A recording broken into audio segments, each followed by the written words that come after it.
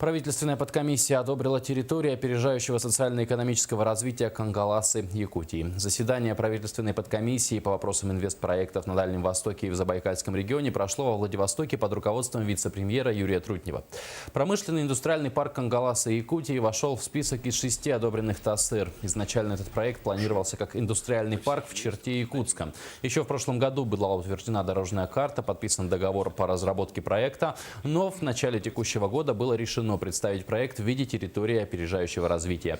В индустриальном парке планируется производить продукцию для нужд строительства и ЖКХ Якутии из местного сырья. Резидентами ТОР готовы стать 13 предприятий, которые уже имеют инвесторов и готовое производство. Участников заседания подкомиссии привлекла многоплановость якутского ТОР, где проекты небольшие, но раскрывают экономический потенциал республики. Достаточно сложная территория опережающего развития. Проекты небольшие, их много, они диверсифицированы.